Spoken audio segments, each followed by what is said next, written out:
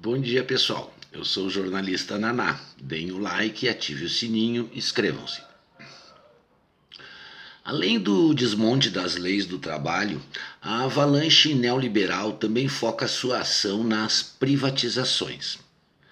A lista de empresas que estão sendo privatizadas é grande e inclui coisas como a Petrobras, Eletrobras, Telebrás, Dataprev, Banco do Brasil, Caixa Econômica Federal e, pasmem, a Casa da Moeda.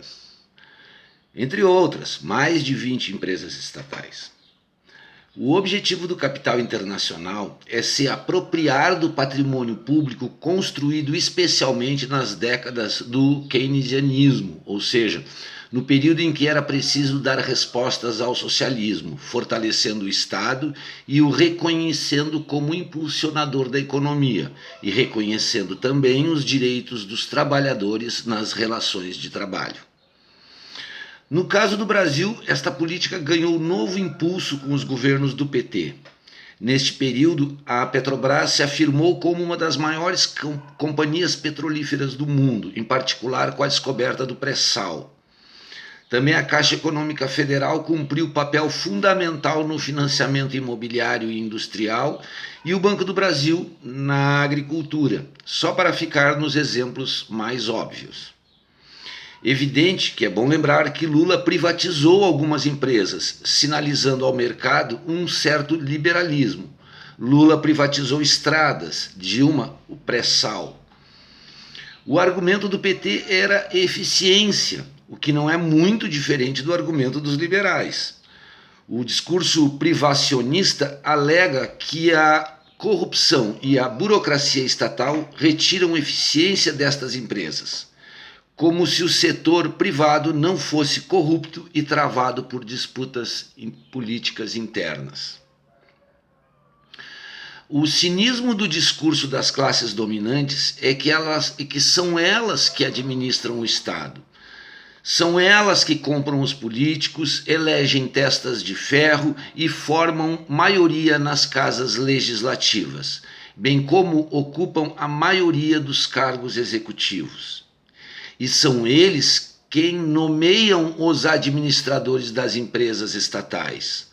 Portanto, os responsáveis pela corrupção e má administração são os próprios que alegam a ineficiência e desvio de dinheiro, das propinas. Produzem uma política deliberada de sucateamento das empresas estatais e assim constroem mais um argumento para a privatização. O PT não me parece ter sido o inventor da corrupção, nem o seu campeão.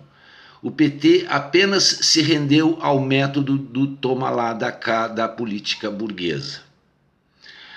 A diferença entre o público e o privado é que no público é possível a fiscalização, mesmo sendo muito difícil elegermos políticos honestos. Por exemplo, a pressão social pode fazer com que o presidente reduza os preços dos combustíveis. Com uma empresa privada, não adianta reclamar nem para o Papa. O exemplo do acidente de Brumadinho é muito emblemático. Se a Vale fosse uma empresa pública, a pressão social exigiria providências concretas.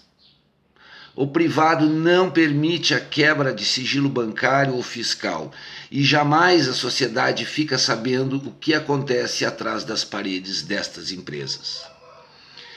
Se existem corruptos no setor público, somos nós que os elegemos.